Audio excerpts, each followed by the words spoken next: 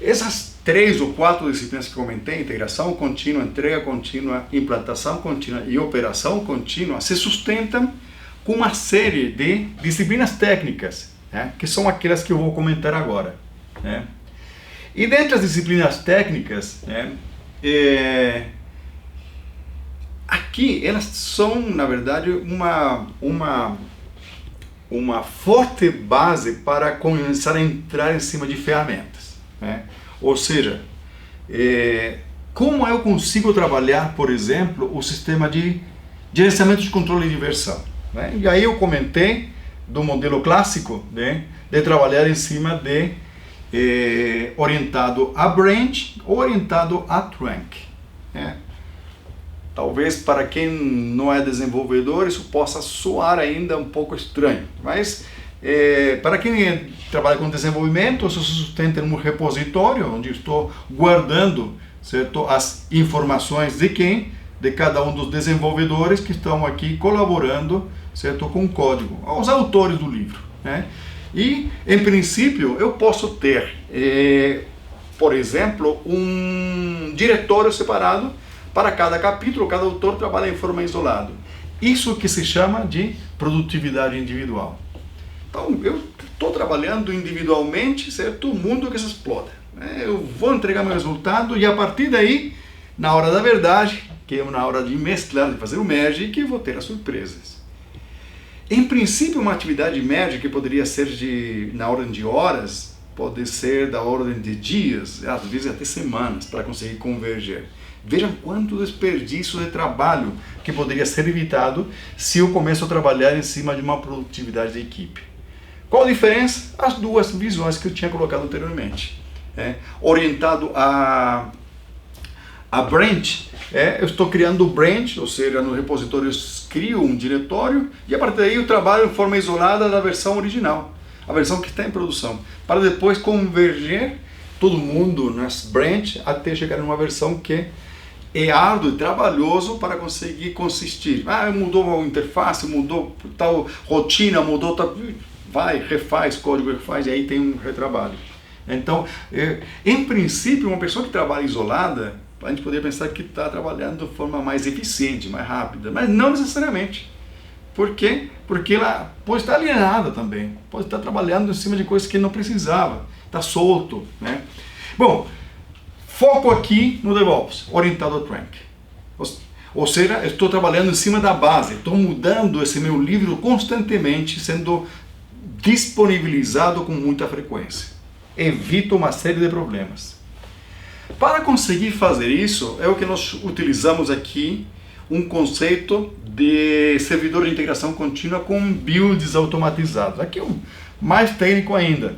Nós estamos trabalhando aqui com o desenvolvedor, ele vai fazer um commit, vai commitar no servidor, no repositório, certo? O repositório irá colher esse código, mas antes de conseguir falar se esse código está aceito ou não, eu tenho aqui um servidor que me permite validar se essa versão que o desenvolvedor fez está correta ou não.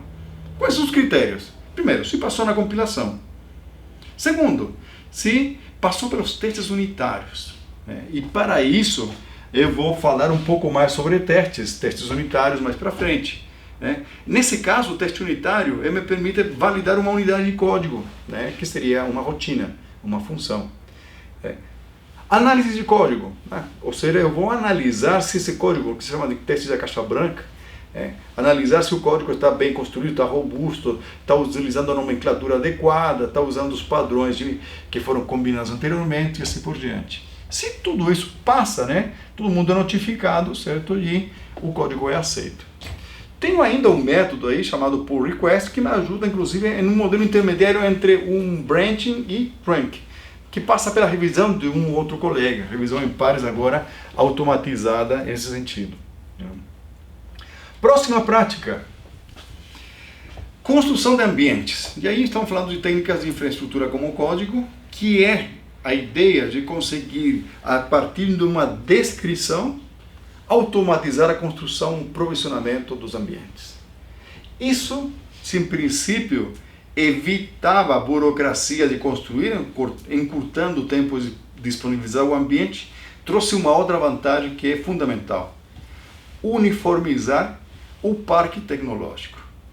Isso faz com que eu não tenha mais, pelo menos, evito ao máximo ter diferenças de ambientes.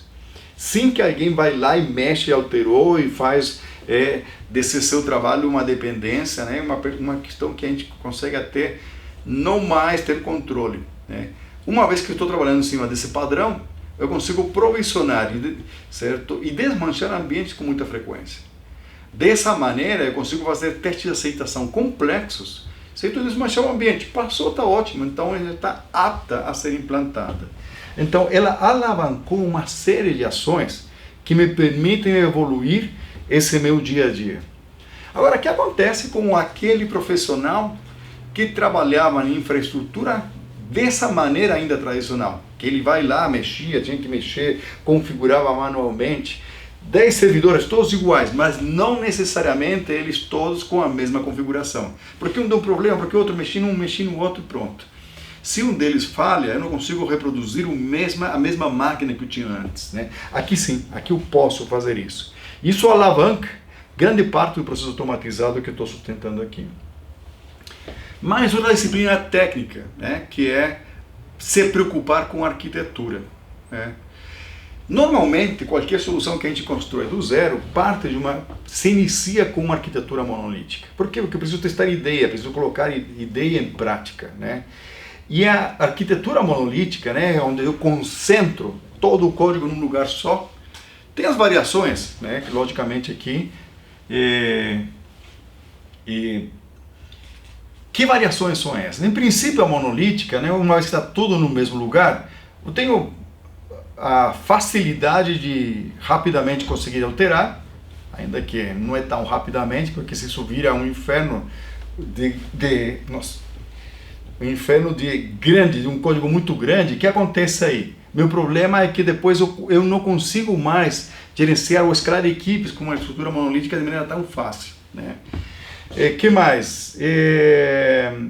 Estando a base num lugar só, eu tenho a grande possibilidade de acumular dívida técnica aí dentro. Pessoas entram, pessoas saem, e aí vai, não sei o que o outro fez, aí eu tenho que adivinhar, aí a fragilidade do conhecimento começa a ficar muito complicada.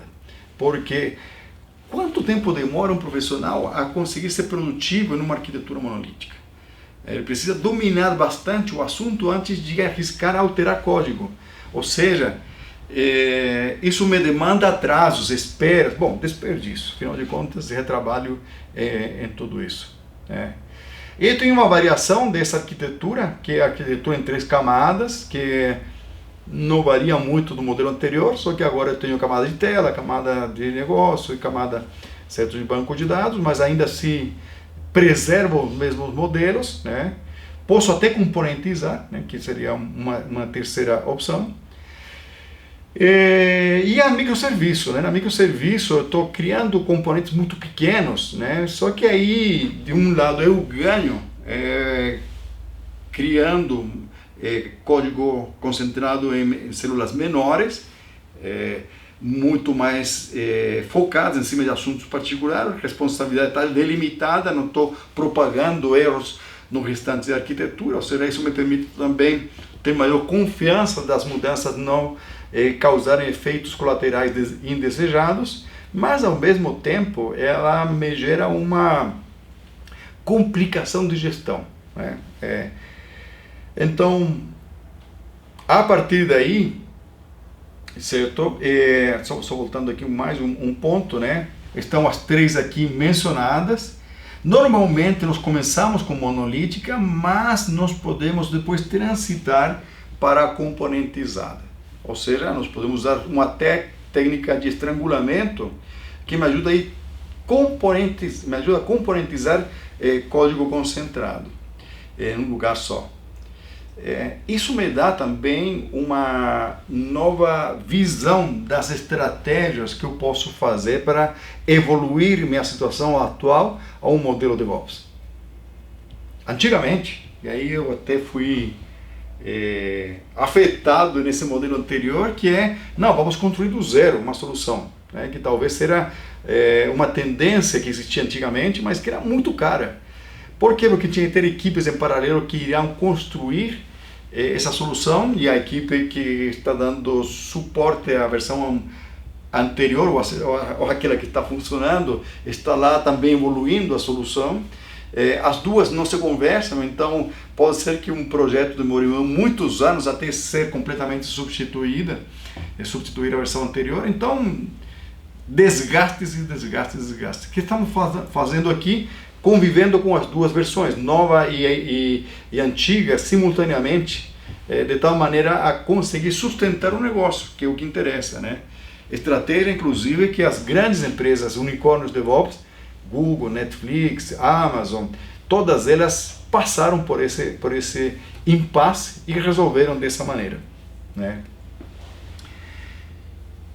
O que mais? Vamos na diminuição do tamanho do lote. Acho que na explicação que eu acabei dando no módulo anterior, isso ficou mais claro, né? A diminuição do tamanho do lote, se a gente pensa numa estrada, né, ou numa avenida, né, aquelas com várias pistas, imagina um caminhão. A gente, quando vê um caminhão na frente, já foge dele, né? Porque sabe que vai andar mais lento, certo? Vai ficar parado, tem um ônibus lá, aquela coisa. Então, e aí a gente está transitando, certo, numa outra pista que permite fluir, né? Ou seja, estou diminuindo o tamanho do lote de um caminhão para um veículo menor, né, de passeio. Mas vocês já observaram as motos? Ninguém para moto. Moto vai embora. Por quê? Porque ela, sendo um lote menor, ela consegue encontrar espaço para caminhar. E nessa metáfora, veja que interessante, chegam 10 pessoas na minha pizzaria e pedem cada uma pizza. Eu posso entregar as 10 pizzas de uma vez. Faço 10 massas, certo? 10 molos, e vou assando as 10 e finalmente entrego as 10 pizzas. Aí estou penalizando todo mundo na espera de 10 pizzas. O que eu poderia fazer diferente? Vou entregar uma pizza por vez. Então, diminui o tamanho do lote. Agora vou construir sob demanda, uma pizza por vez. Pronto. Como poderia otimizar mais ainda com DevOps? Vou entregar pedacinhos de pizza, até completar a pizza. E aí eu, inclusive, consigo até, tá bom de tempero, falta alguma coisa, consigo ir tendo feedback para calibrar a minha entrega. Eu sei que a metáfora é muito ruim, porque ninguém entrega pedacinhos de pizza, mas a ideia que está por trás aqui é essa. Eu estou entregando soluções o tempo inteiro pequenas, já implantando com todo o processo muito bem calibrado, e isso me permite, certo, andar de maneira muito mais estável, muito mais estável. Então, essa é a justificativa de diminuir o tamanho do lote. Qual a fonte disso? É o Lean. O Lean que vem a sustentar, a embasar essa minha ação, né? Então, verão aqui um congestionamento interessante, né? Se a gente pensa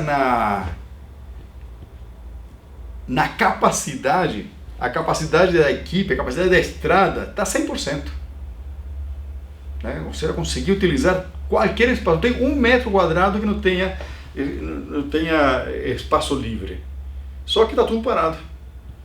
Então esse é o ponto. Eu preciso criar um mecanismo que me permita transitar num fluxo contínuo e não mais, certo, entupir também minha equipe. O que acontece quando existe pressão de entregar no prazo? Quando começa a estressar a equipe. É isso que está aqui. A equipe começa a trabalhar estressada, tentando entregar coisas, fazendo 50 coisas simultaneamente e não entregando nada. Esse é o modelo que está aqui. E isso é um problema crônico que acabei comentando. Agora talvez comece a ficar um pouco mais claro de que a maneira de como trabalhar os prazos, como trabalhar as entregas em DevOps precisa ser diferente. Não é mais mensurar por prazo de entrega, e sim por qualidade.